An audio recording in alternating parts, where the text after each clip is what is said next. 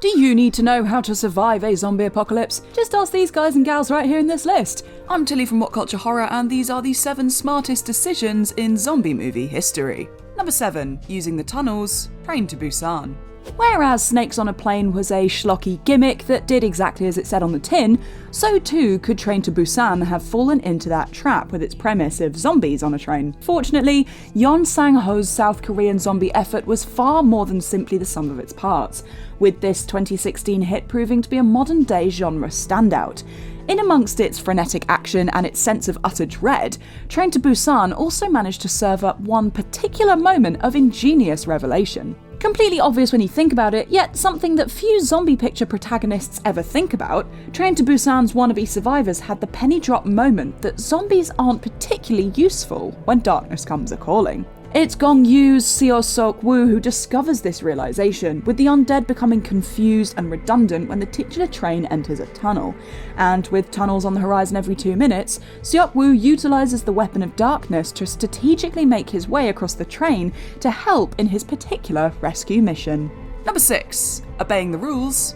Zombieland. When people think of the rules of horror, minds usually tend to wander to the speech delivered by Jamie Kennedy's Randy in the first Scream movie. No sex, no drink or drugs, and no I'll be right backs.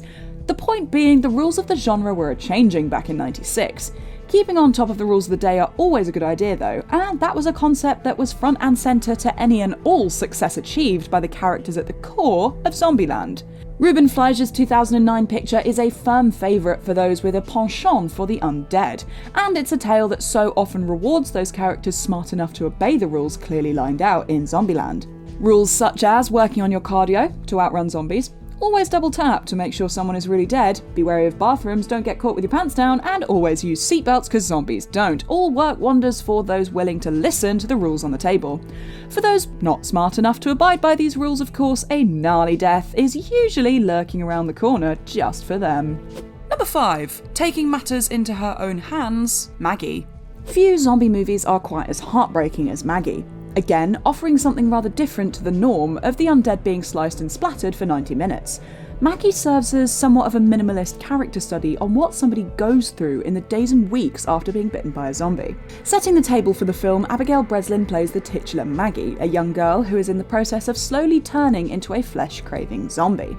Alongside her, we have Arnold Schwarzenegger in the most poignant role of his career as Maggie's widowed father. Managing to convince the authorities to let Maggie remain at home rather than be quarantined until her inevitable turn, Arnold's character Wade accepts the heartbreaking reality that he himself will have to take on the responsibility of eventually killing his own beloved daughter in exchange for her to be allowed to see her final days out at the family home. Rarely has a zombie movie been so emotional, as we see both Wade and Maggie struggle with their own inevitability. While it wasn't a wise decision that necessarily saved the day so that all could live happily ever after, a decreasingly human Maggie manages to muster up enough self-control to give her sleeping father one last kiss before throwing herself off of her roof and to her death, saving her troubled father from having to do something that he would never, ever recover from.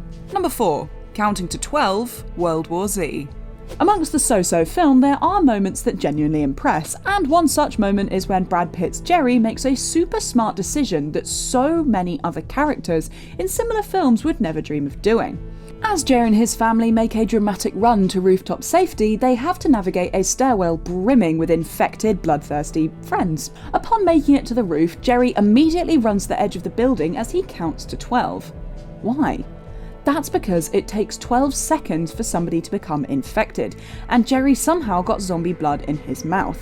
His logic here is that if he does show signs of infection, he can simply throw himself off the rooftop in order to keep his family safe during their helicopter rescue. Fortunately for Jerry and the rest of his family, the 12 seconds go by without any signs of infection rearing their head. I mean, which zombie would infect Brad Pitt? That is just a stupid decision to make. Number 3. Hello! 28 Days Later. Danny Boyle's 28 Days Later is a really smart zombie film. Released back in 2002, this was a picture that helped to reinvent the zombie movie. Rather than shuffling, groaning undead folks, 28 Days Later served up bloody fast and bloody terrifying infected beasts who are unlike anything film fans had ever seen before. Not only was this a smart choice to make by director Boyle and screenwriter Alex Garland, who would later go on to direct Ex Machina, but the central protagonists of 28 Days Later were likewise presented as not just your average dunderheads. As the film comes to a close with Cillian Murphy's Jim, Naomi Harris's Selena, and Megan Burns' Hannah having escaped to the sanctuary of a Cumbrian cottage, the trio have the brilliant idea of sewing giant letters spelling out hello.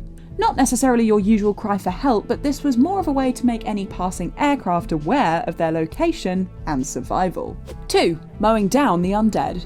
Braindead. Peter Jackson may these days be synonymous with all things Middle-earth thanks to the success of his Lord of the Rings and Hobbit trilogies, but the filmmaker's younger days saw him playing in the horror bullpit with the likes of Bad Taste and Braindead. A zombie offering, 1992's Braindead, also known as Dead or Alive in some markets, features one of the most inventive and effective methods committed to film when it comes to taking down a horde of zombies.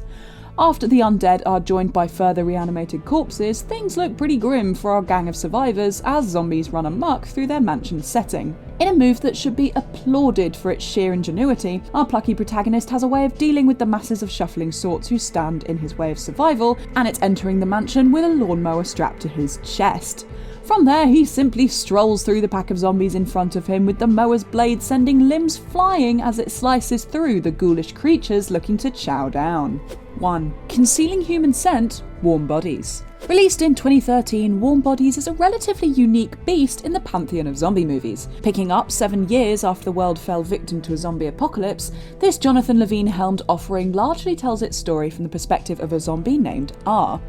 Played by Nicholas Hoult, our main man R's particular reason for craving human brains is so he can feel more alive, by experiencing the memories held within the said grey matter. When he eats the brains of Julia's boyfriend Perry, R begins to feel an attraction towards Teresa Palmer's Julia. Where the smart decision comes in here is moments after R devours Perry. Spotting Julia across the room, R realises that his fellow undead are setting their own eyes on the delicate delights of human flesh that Julia offers up. In a remarkable spark of smarts, R shuffles over to Julia and wipes some of his blood on her face, which in turn conceals her scent from the zombies who were previously sniffing her out for their next meal. Not only did this prove clever in terms of preventing Julia from being killed, it also benefited both R and Julia in the long term, as R would eventually become humans once more and he and Julia would finally act on their romantic impulses as the zombie apocalypse came crashing down around them by the film's close. The Force is with us. What Culture Star Wars is our brand new channel dedicated to all things Star Wars. We got lists, we got news, we got editorials, we've got ups and downs. We'll be covering everything to do with Star Wars, past, present, and future. It doesn't matter whether you're a prequels kind of person, an original trilogy purist, or if you just really love the sequels. If you love Star Wars, this will be a safe, positive space to come and relax, chug some blue milk, and maybe even have a death stick or two. In the meantime, it would be very droopy McCool of you if you could subscribe to the channel and follow us on social media so you don't miss any of our uploads going forward. That's all for now though. I've been Ewan, and until next time, may the Force be with you. Bye!